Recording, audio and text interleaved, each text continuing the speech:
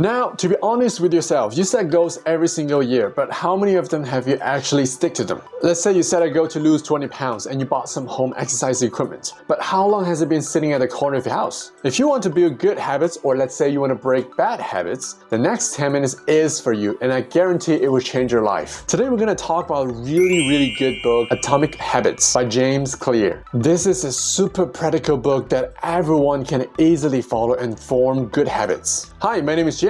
I read so you can save your time. Now, before we dive into the 4 different ways of how to form good habits, there are 2 basic and powerful mindsets that we have to understand. The first one, life-changing transformations are compound interest to self-improvement. If you want to know where you're going to end up in your life, look at what you're doing every single day right now, because that will compound into something huge. Let's say, for example, if you're eating junk food every single day right now, you will have weight problems, and that might compound into diabetes, or let's say cardiovascular disease. So never miss out anything that looks very small or tiny in your life. Number 2, the core is all about you, who you really want to become. Because if we look at this chart here, there are 3 layers of behavior change, and the core of it is identity. And your habits will become a part of your identity. We always say if you want to become a millionaire, you need to think like a millionaire. Identify yourself as a millionaire, even though you're not yet. Because we have to understand, mind is so powerful. You are who you are because you believe in it. If you keep saying something like, oh, I cannot do this, oh, I'm not that good, then you keep sending those negative energy into the universe. But guess what? The universe will help you to make your dreams come true. At the end of the story, you will not do good and you will not perform well. Oh, that actually reminds me of a book called The Secret. I personally think that's an excellent self-help book which talks about law of attraction, and I use the principles myself, and it does change my life. So if you're interested, leave a comment down below and I'll talk about that in another video. So the book talks about 4 important ways that you need to follow to make the good habits easier. And the best part about this book, I personally think, is the 4 important ways that you need to follow in order to make the good habits easier to form. And let's look at them one by one. The first one is make your habits obvious. I personally use something called a scoreboard. I think it's very helpful. And how you do it is also very simple. Just list your habits and mark them positive, negative, or neutral. Because before we change the habits or correct the wrongs, we need to observe and realize the wrong. So this step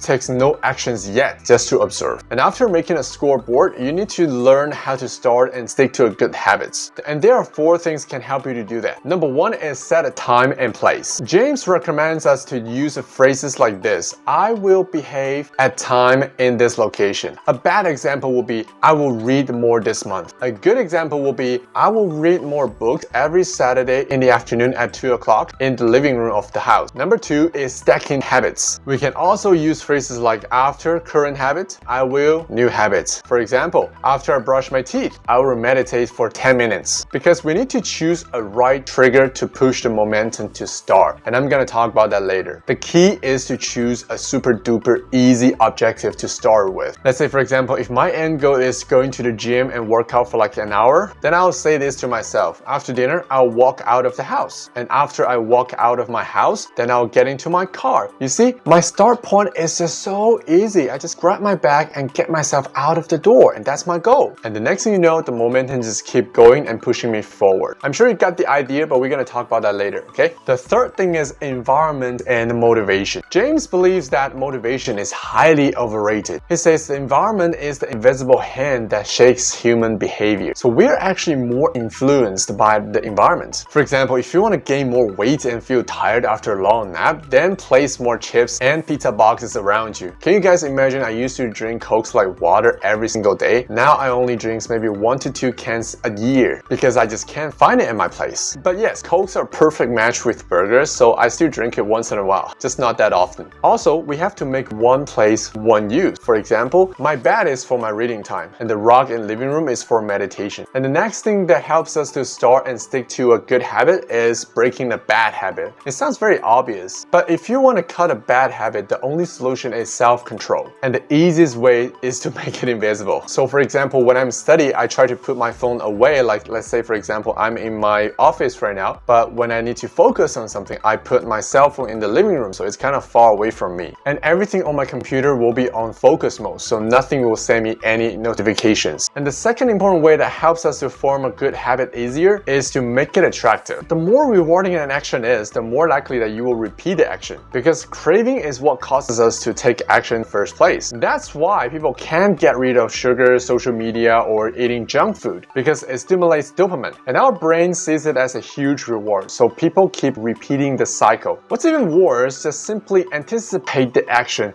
can stimulate dopamine. For example, people place a bet before gambling usually will have a dopamine spike in their head. And there are two things that we can use or do to help us to control that dopamine spike. Number one is to use temptation bundling, so it lowers your dopamine level. For example, if you want to watch TV, then you have to bundle that watching TV activity with working out. So watching TV doesn't seem that attractive to you anymore. And number two is super important. I do it myself as well. It's called a group influence. Surrounding yourself with people who have good habits. Let's say, for example, if you want to lose weight, then go to the gym. Surround yourself with the fit people. Or subscribe my channel if you want to read more books and so on. Oh, by the way, there's one thing I have to mention. James believes that we need to dig into underlying motives of our human nature. Let's say, for example, playing video games, checking social media every 5 minutes. It's just the surface of water. But what lays under the water is something that we need to understand. For example, checking social media is associated with the fact that we are looking for social acceptance and approval. In order to stop checking social media that often, what you need to do is not only putting your phone away, but also talk to the inner self to find out what the problem is and build up a strong self-recognition. However, the fundamental is the same, just like business, it seems like different industry is so different from each other. But the fact is, after talking to so many business owners and entrepreneurs in the past years, I realized structure and logic of business are very similar. So if you get to know one particular business deep enough, then you can apply those structure into different businesses. You're basically just copy paste everything.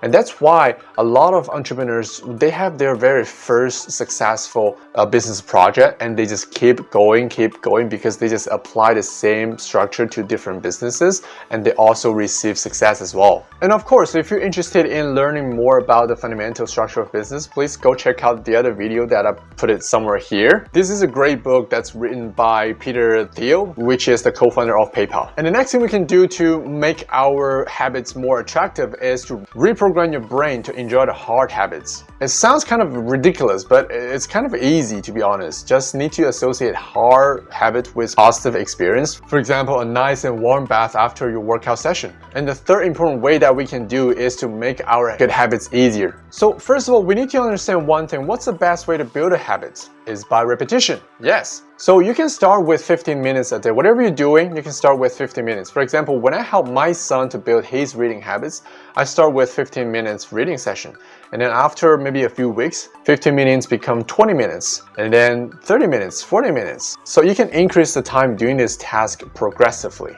And let's say if you want to build a exercise habit, so you can start with 15 minutes, just maybe do jogging for 10 minutes, and then you can progressively increase that 15 minutes to 20 minutes, 25 minutes, whatever you want. So start from something very small and then build that upon that. Another thing we can do to make it easier is to reduce friction. James mentioned something called the law of least effort. As I mentioned earlier, I always try to make my task as easy as possible to kickstart. For example, after dinner, I feel kind of tired and exhausted. Instead of thinking that I have to go to the gym and lift that weight for an hour, I will tell myself, you know what, James, it's so easy. Just grab your bag and get out the door, and that's it. Another great example is if you want to read more books, but you have no time, the best way to do it is to go to James channel and click the subscribe button, then click at that little bell to turn off the notifications. So every time when you open YouTube, you'll be reading more new books that help you to grow. And of course, we can work on our bad habit at the same time. You can unplug the TV after watching and hiding the remote control at an unusual place. And the next thing we can do to make our habit easier to follow is to make it satisfying. Everyone has good days and bad days, right? Sometimes you feel tired, you really don't want to go to the gym or do whatever you're supposed to do. Just tell yourself, you know what?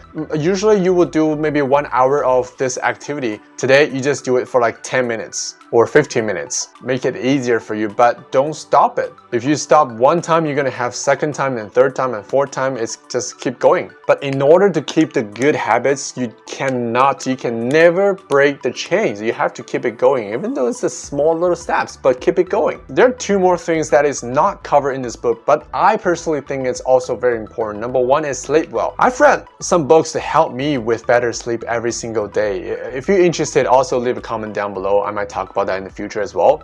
And the second one is eat well. Eat healthier can boost your energy level up, which makes it easier for you to fight those bad habits. Because you know, self-discipline consumes a lot of energy. There's another book called Self-Discipline, I think. Yeah. The Willpower of Instant. I mean, I got this in Chinese, but there is an English version as well. I really like this book. So I think I'm gonna talk about this book next time. If you'd like to know more about how to break bad habits and have a better life, then I'll definitely recommend you to read the whole book. So I put a link down below in the description. Please feel free to go check it out. Okay, my name is James. I'll see you guys next time.